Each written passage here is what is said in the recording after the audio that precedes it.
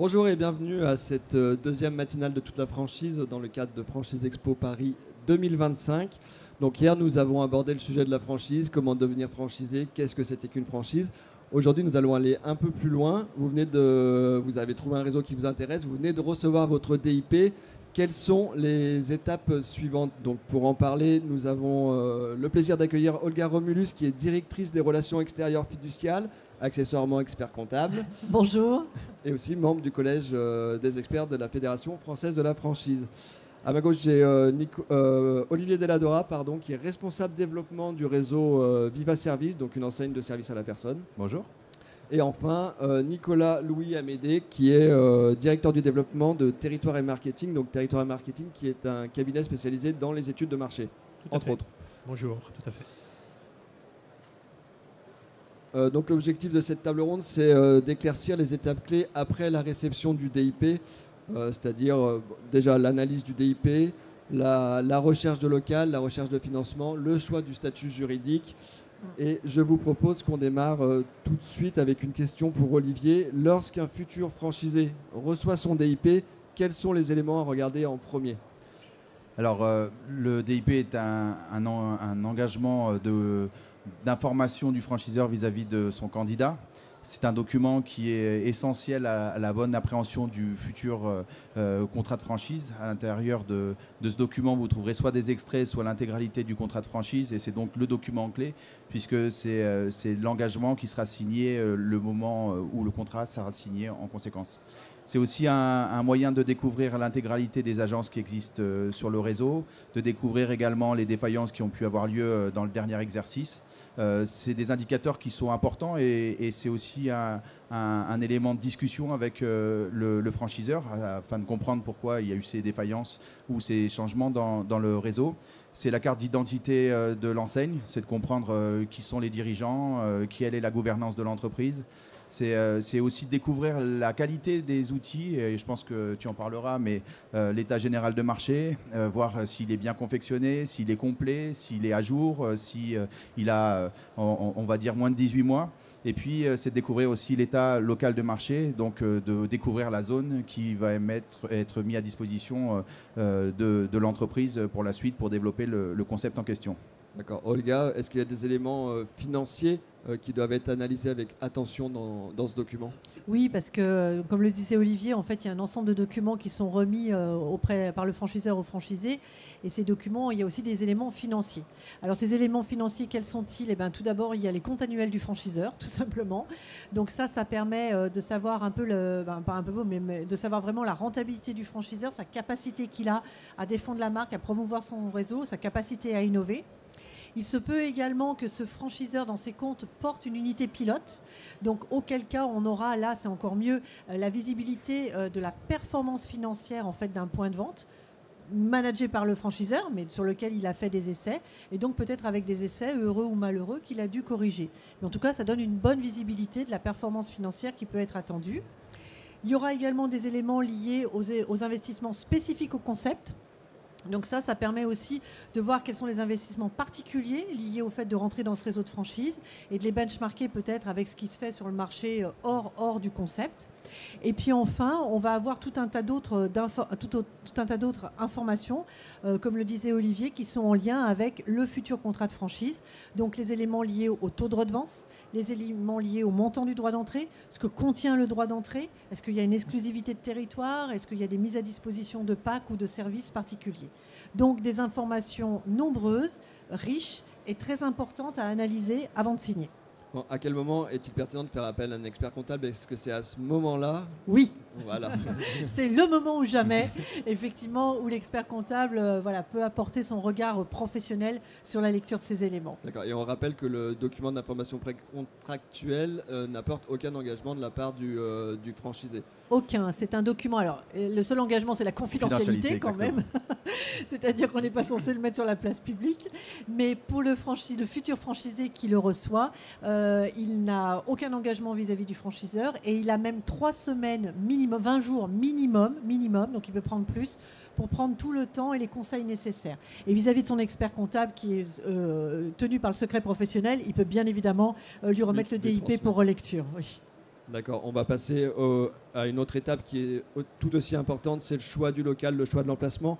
Nicolas, le choix du local est une décision clé en franchise. Quels sont les facteurs essentiels à prendre en compte pour sécuriser cette décision?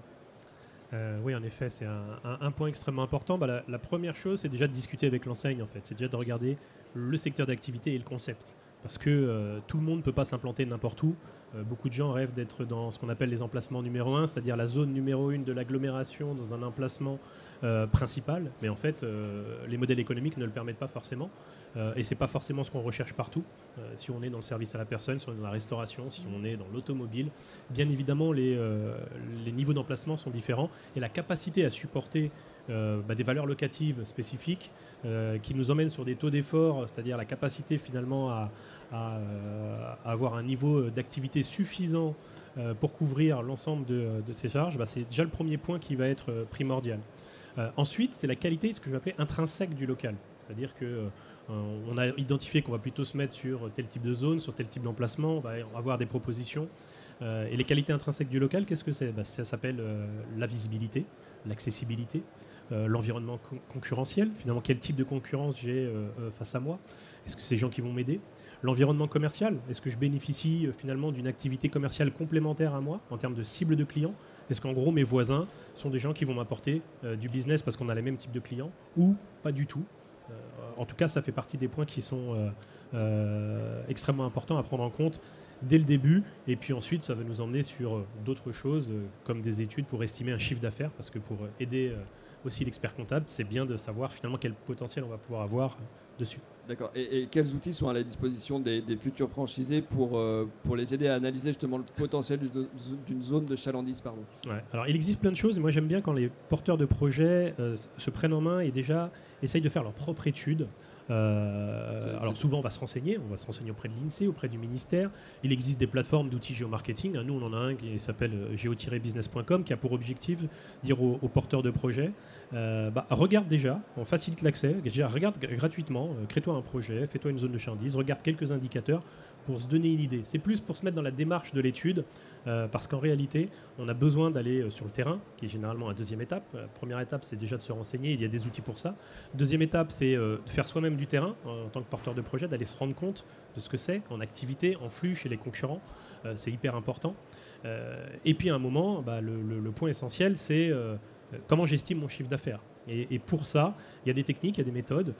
Généralement, on passe par un cabinet d'études comme le nôtre spécialisé pour faire ce type d'études, parce qu'on va y apporter une expertise, une expérience sur des secteurs d'activité, et puis une objectivité sur la zone qui est un point important. D'accord. Et quelles erreurs fréquentes les candidats à la franchise commettent-ils dans leur étude de marché? Alors déjà, la première chose, c'est de ne pas faire d'études. La première erreur qu'ils font, c'est de ne pas faire d'études, mais d'ailleurs pour de très bonnes raisons. Souvent, ils confondent, avec Olivier en a parlé, avec l'état local de marché dans le DIP. Ils se disent, pourquoi faire une étude puisque le franchiseur va m'en fournir une? En fait, le franchiseur va fournir une étude descriptive, ça s'appelle d'ailleurs un état local de marché.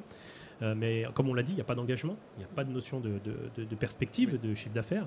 Donc en fait, déjà, la première erreur qu'ils font, c'est de confondre et donc ne font pas d'études, souvent à cause de ça. Deuxième erreur que l'on va avoir, c'est de se dire je connais bien ma zone. C'est-à-dire, on rencontre tous les jours des gens qui disent je suis sûr que ce concept-là, à cet endroit, ça va cartonner. J'y habite depuis que je suis petit, c'est sûr, c'est ce qui nous manque. C'est peut-être vrai, mais c'est peut-être pas le cas. Le manque d'objectivité sur une zone, c'est un vrai sujet.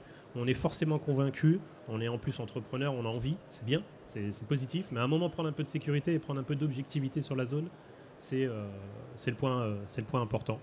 Donc c'est les erreurs un peu classiques qu'on peut retrouver. Ouais. Et un local peut sembler bien placé sur le papier, donc on a les chiffres, on allait voir sur l'INSEE, tout ça, il semble bien placé sur le papier, mais peut être un échec commercial. Quels signaux doivent alerter un futur franchisé avant de signer son bail? Alors, la clé, c'est le renseignement. Ça veut dire que regardez ce qui s'est passé avant sur ce local. Il y a des historiques de fonds de commerce qui sont disponibles, quelle activité il y a eu, pourquoi il est disponible, est-ce qu'il y a d'autres locaux qui sont disponibles aussi dans cet environnement, dans cette rue, depuis combien de temps? On peut s'adresser, quand il y a la chance d'avoir un manager de centre-ville, par exemple, qui est là, ou un manager du commerce d'une manière générale, c'est bien de se poser aussi la question, c'est bien d'aller voir les autres commerçants, c'est bien d'aller voir... J'ai un tips là-dessus.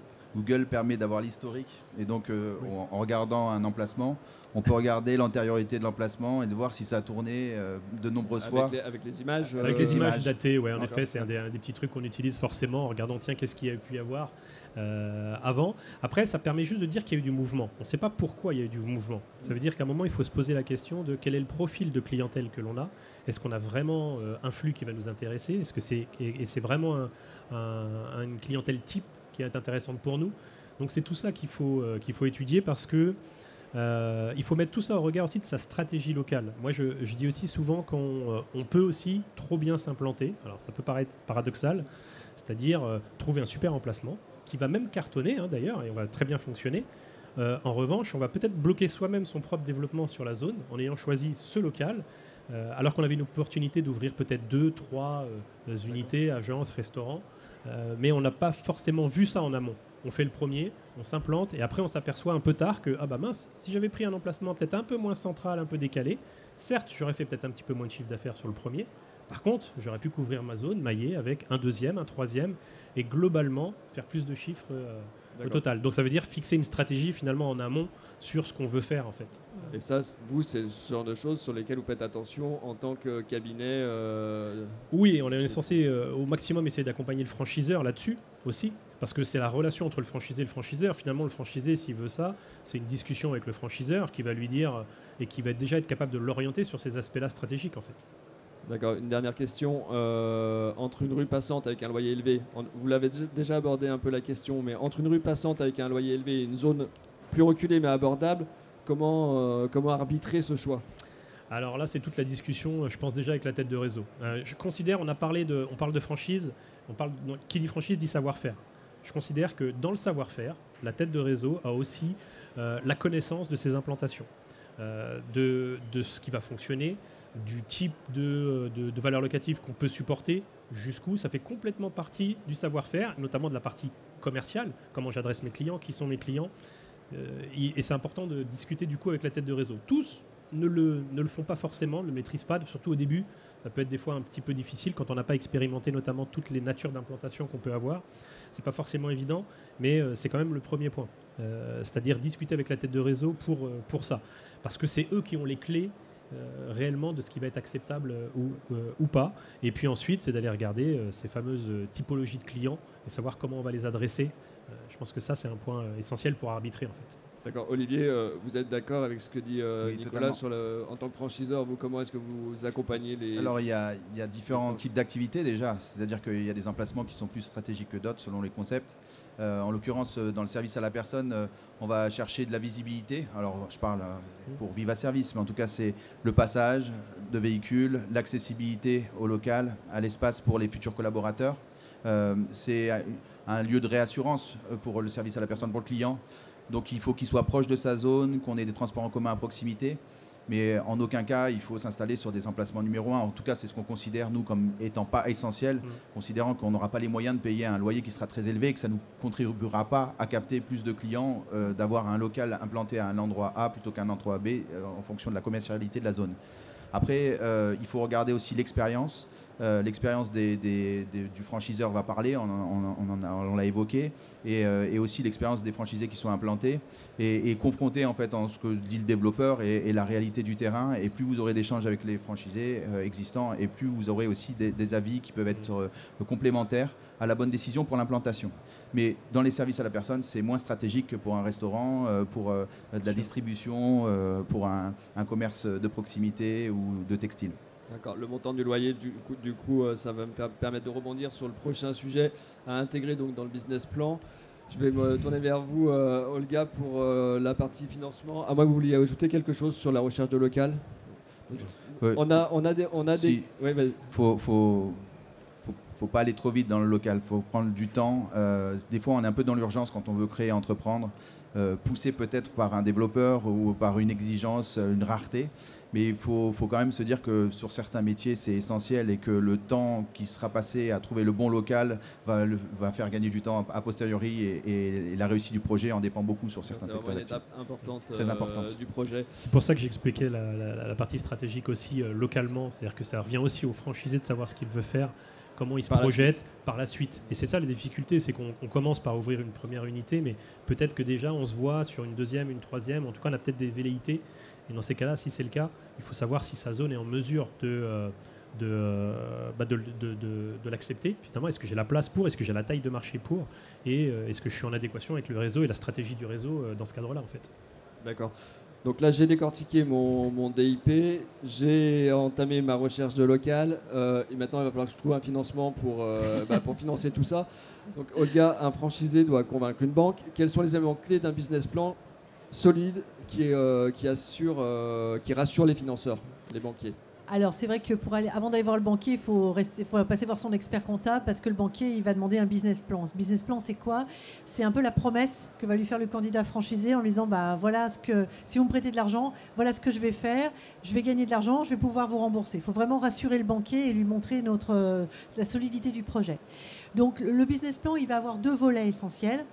Premier volet, ça va être vraiment justement cette rentabilité. C'est-à-dire, qu'est-ce que je vais faire comme résultat?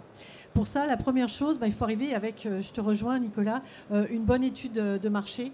Parce que l'expert comptable, nous, on a des moyennes, des ratios, tout ce que vous voulez, mais l'étude, le potentiel d'implantation, en fait, c'est l'étude de marché qui va nous guider. Donc ça permet déjà sur la première ligne, en fait, de poser un peu les hypothèses.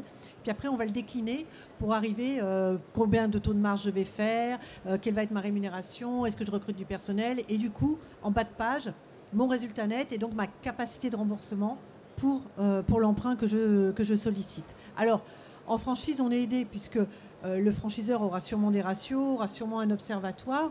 Ce n'est pas le franchiseur qui va faire le business plan. C'est comme l'étude de marché. Ce n'est pas le franchiseur qui fait l'étude de marché, mais il pourra donner des indicateurs qu'on va benchmarker et qu'on va travailler. Ça, c'est le premier volet. Deuxième volet, si j'ai la capacité à dégager du cash et à rembourser, il faut que je fasse l'état de mes besoins et donc des ressources de financement que je sollicite. Donc là, il ne faut pas se planter. Il faut être bien exhaustif au niveau de ses besoins, bien anticiper les investissements immédiats qui sont liés par exemple au local, aux travaux que je vais faire. Et puis peut-être penser au coup d'après, c'est-à-dire une fois que j'aurai démarré, peut-être que pendant 2-3 mois, je ne vais pas faire un super chiffre d'affaires, mais mes charges, elles vont commencer à tomber, mon loyer, mes charges de personnel. Et là, c'est ce qu'on va appeler le fameux besoin en fonds de roulement, c'est-à-dire cette petite trésorerie, ou grosse trésorerie d'ailleurs, qui permet d'amorcer la machine. Donc ça, c'est l'ensemble en fait des besoins financiers que j'ai au démarrage, pour lequel je vais solliciter le banquier à m'accompagner. Et le banquier, en principe, il ne va pas signer pour 100% du besoin. Il va demander qu'il y ait un apport personnel.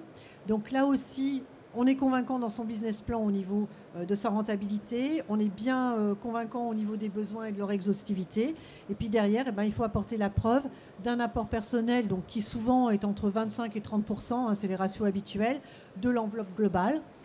Cet apport personnel, il démontre une qualité, il démontre que je prends du risque sur mon projet, il démontre qu'en tant qu'individu, j'étais en capacité d'épargner pour un projet, donc c'est aussi déjà une attitude de gestionnaire que je démontre au banquier, et ça, c'est ce qui va permettre du coup d'enclencher la suite de l'aventure. D'accord. Et quels sont les critères clés des banques pour accorder un financement? Donc on a un dossier solide. Est-ce qu'il y a aussi un aspect humain derrière Oui, il y a l'aspect humain. C'est-à-dire que l'adéquation homme-projet ou femme-projet, c'est important pour le banquier. C'est-à-dire qu'il y a le chiffre qui va le rassurer, mais à un moment, il va se dire, est-ce qu'il ne m'en fume pas, quoi? Est-ce qu'il y a un peu un contrat de confiance, vous voyez, entre les deux? Donc c'est important d'être convaincu et convaincant, du coup, de son projet, de démontrer. Alors en franchise, on n'a pas forcément besoin de démontrer qu'on a une expérience dans le métier en tant que tel. Par contre, c'est important de démontrer qu'on croit en son projet, qu'on a étudié plusieurs propositions, qu'on a rencontré le franchiseur, qu'on a eu ces démarches d'aller voir le local, de savoir où on va s'implanter, bref, de s'approprier le projet pour pouvoir se positionner comme partenaire en fait, au long cours avec son banquier. D'accord, vous dites en franchise, vous avez l'air de dire qu'en franchise, c'est plus simple d'obtenir un financement bancaire. Est-ce que les établissements bancaires, globalement, sont sensibilisés à la franchise? Est-ce qu'ils connaissent le modèle ou est-ce qu'il faut des fois un peu leur expliquer Alors, les grandes banques françaises, d'ailleurs, vous le voyez, parce que sur le salon, ils sont tous présents, connaissent d'une manière générale le modèle de la franchise. La franchise, on le sait tous, c'est un modèle qui est éprouvé. Donc, ça met aussi plus en confiance le banquier qui va pouvoir s'appuyer sur une marque existante, sur un réseau, sur déjà des performances établies. Alors, ça reste de l'entrepreneuriat, donc il y a une prise de risque. Ce n'est pas une garantie de réussite, la franchise, il ne faut pas l'oublier, mais voilà, il y a des choses en tout cas qui permettent de rassurer le banquier par rapport à de l'entrepreneuriat plus traditionnel. D'accord, de rassurer le banquier. Olivier, quels sont chez vous les profils de franchisés qui réussissent à obtenir leur financement sans difficulté? En fait, 100% des personnes qui vont jusqu'au financement obtiennent leur financement parce que préalablement, on aura validé leur qualité chez Viva Service. En tant que franchiseur, oui. Voilà, en tant que franchiseur, c'est nécessaire que on recrute des personnes qui sont... Il y a une adéquation homme-projet, femme-projet, comme on vient de l'évoquer, qui seront capables de défendre un projet de ce type. Parce que d'être face à un banquier, c'est pas si simple. Et de connaître ses chiffres, c'est pas si simple non plus. Et donc, chez Viva, on accompagne beaucoup sur la pédagogie préalable à ces rencontres, sur le montage de sa structure financière, de monter son projet, d'étudier les charges fixes, les charges variables qu'on va avoir dans sa structure. Ce qui fait que face à un banquier, on va déjà être plus alerte sur les questions type. Et moi, j'ai un coaching de ce type-là avant chaque rendez-vous en banque. Le candidat, il aura déjà composé aussi un document en plus, qui est un document rédactionnel pour présenter qui il est, ce qu'il fait, comment il le fait, qui est un peu pré-mâché, mais qui va personnaliser par rapport à sa vision stratégique, son étude de zone et son profil. Et puis, avant la rencontre avec le banquier, il y aura 2 éléments qui vont faciliter cette rencontre. C'est que les réseaux sérieux sont référencés auprès de banques nationales, on vient de l'évoquer. Ils auront présenté un DIP, ils auront présenté aussi une histoire. C'est-à-dire que chez Viva, il y a très peu de défaillances, donc c'est rassurant pour un banquier. Et puis, c'est aussi des connaisseurs, entre guillemets, qui vont présenter notre enseigne dignement. C'est-à-dire que ce n'est pas l'enseigne qui n'est pas connue, c'est un réseau qui est connu au niveau nationalement, qui a connu des réussites et qui est implanté sur plein de zones différentes qui peuvent être comparables à la zone où est implanté le futur franchisé. Et deuxièmement, l'autre élément, c'est que sur la partie expérience, on pose des dossiers de financement régulièrement, on sait les taux d'intérêt, on peut accompagner déjà sur cette réflexion-là le candidat. Et en présentant un bon dossier avec des moyens, on en a parlé, qui sont nécessaires, avec le bon ratio, avec le bon réseau, c'est assez naturel. Nous, on va assez vite sur le financement parce qu'on a des bons partenaires qui vont décider assez rapidement parce qu'ils nous connaissent et qu'on a montré patte blanche depuis des années et qu'on est un réseau sérieux. Je vous le dis en toute transparence, je n'ai jamais eu aucun candidat qui arrivait jusqu'à ce moment-là et qui n'ait pas obtenu un financement chez Viva Service.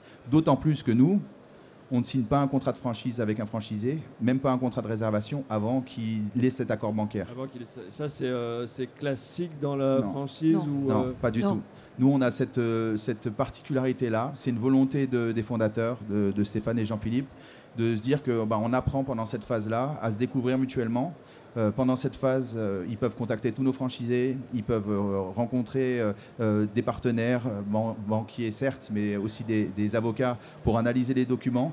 Et on part dans la construction d'un projet de confiance. Ce moment-là, il est primordial parce que aussi, la personne, si elle n'a pas le financement, si l'étude de marché n'est pas concluante, si le local n'est pas trouvé, elle ne s'est pas engagée. Et en tant que tel, nous, on va perdre du temps, nous, mais on considère que ce temps, c'est du temps de gagner par ailleurs et pour la suite. C'est-à-dire que la personne qui signe le contrat chez Viva, elle a la certitude d'être OK sur tout le démarrage du process et elle va pouvoir se concentrer ensuite sur la montée en puissance de sa future structure. D'accord. Et qu'est-ce qui se passe si le franchisé, dans le cas inverse, si le franchisé signe son contrat de franchise et finalement n'obtient pas son financement, qu'est-ce qui se passe? Alors, dans notre cas, ce n'est pas le cas, mais en l'occurrence, il va devoir se battre pour retrouver d'autres financements. C'est-à-dire qu'il peut faire appel à un courtier pour aller chasser du financement. Si, par exemple, il a signé un contrat de franchise et qu'il n'obtient pas le financement, il faut déjà le présenter à plusieurs banques. Ça, c'est très important. Un premier refus. C'est pas un premier refus. Il faut le présenter parfois 5-6 fois. Et c'est peut-être la 7e où ça va marcher. Donc, c'est vraiment un travail parfois qui est complexe, surtout sur des gros financements. Sur le service à la personne, on n'est pas sur des montants très importants. Mais sur la restauration, c'est des montants qui sont assez forts. D'accord, on parle beaucoup des banques. Est-ce qu'il existe des alternatives aux banques traditionnelles comme des prêts d'honneur, du crowdfunding pour soit gonfler l'apport personnel, soit obtenir plus de financement? Oui, alors effectivement, il y a pas mal de solutions agiles, on va dire, de compléments financiers. Donc, soit effectivement, on va aller vers des solutions qui permettent de gonfler un peu l'apport personnel.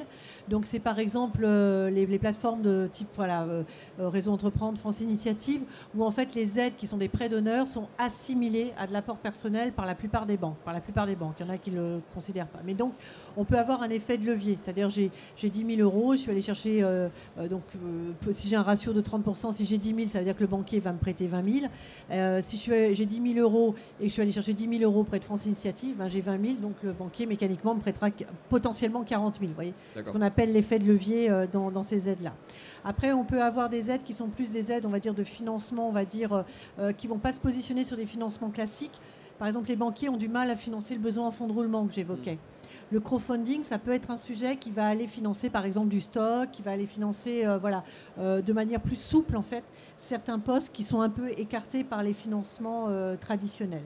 Et puis après, il ne faut pas oublier que le financement n'est pas forcément l'alternative. Enfin, il y a des alternatives au financement. Par exemple, peut-être plutôt que d'investir dans du mobilier, je peux peut-être le louer. En leasing. En leasing, voilà. Ça me permet d'écarter, en fait, de la base des éléments à financer et d'alléger, du coup, mon enveloppe. D'accord, très bien. Il ne nous reste pas beaucoup de temps, je vous propose de passer à la partie suivante qui va être, donc là j'ai mon local, j'ai décortiqué mon DIP, j'ai mon local ou au moins je suis bien avancé, j'ai mon financement.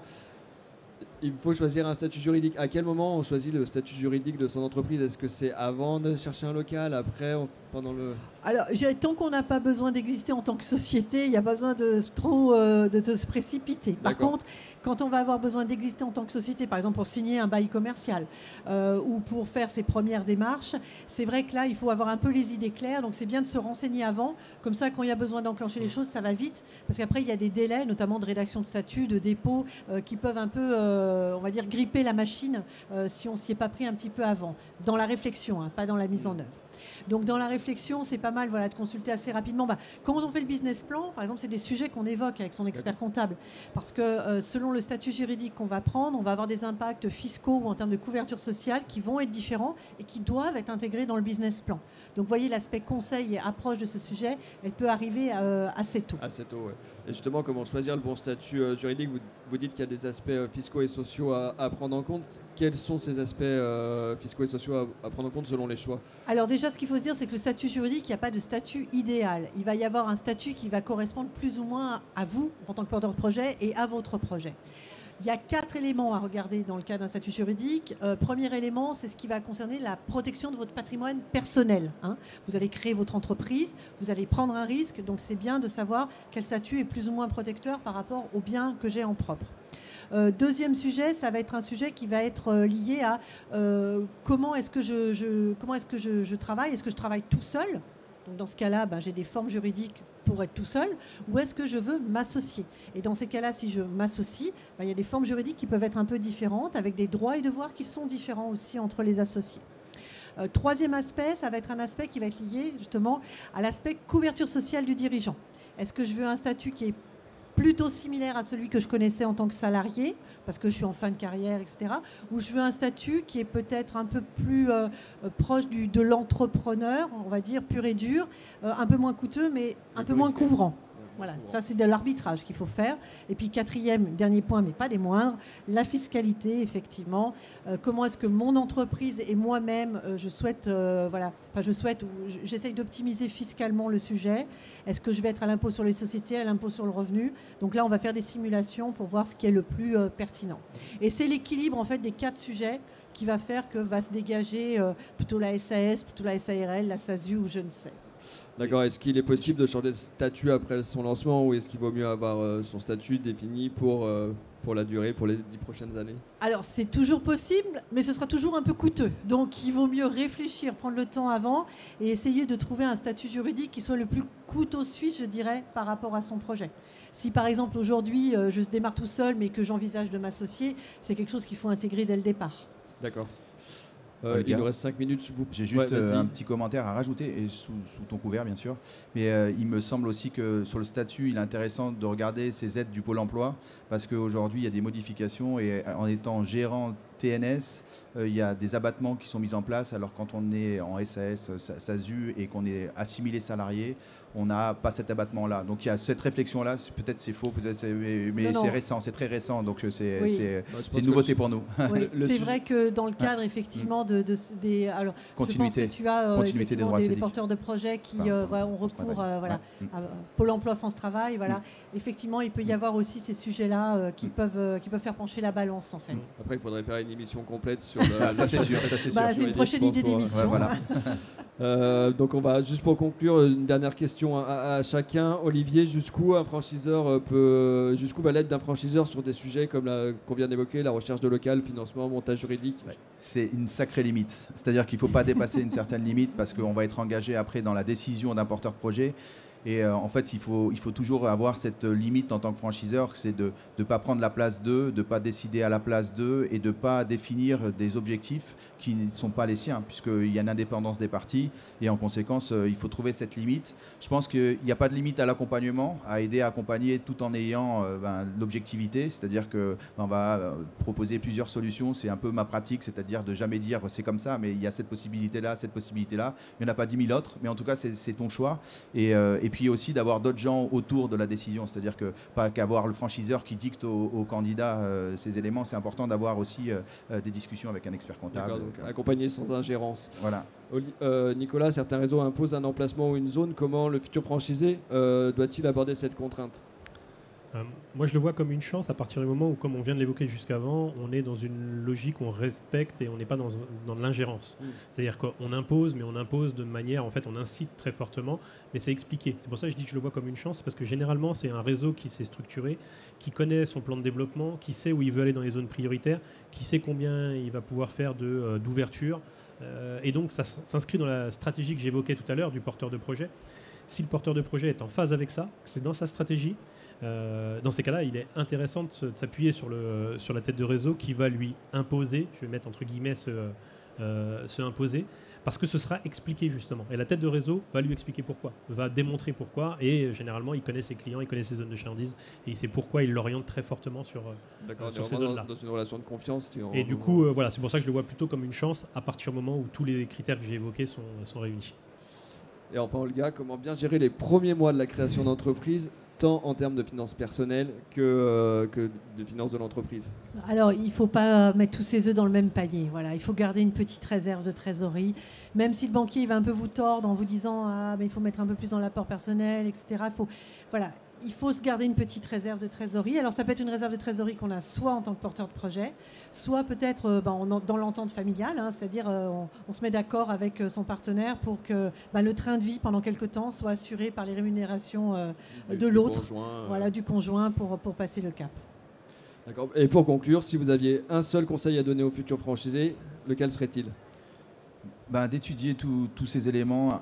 Je constate quand même avec un peu d'expérience que l'analyse d'un contrat est souvent bâclée, que l'analyse de l'engagement est souvent bâclée parce qu'il est dans l'euphorie de la décision. Et donc je pense qu'il faut qu'ils prennent du temps, les candidats, à analyser leur engagement. Parce qu'une fois que c'est signé et on a basculé dans quelque chose d'autre qui est une réalité. Et avant, il faut poser les questions, il faut comprendre dans quoi on s'engage. Et je trouve que ce n'est pas assez fait par le candidat. Je trouve qu'il n'y a pas non plus beaucoup de challenge entre réseaux, c'est-à-dire d'avoir 2 DIP et de les analyser pour comprendre ce distinguo-là.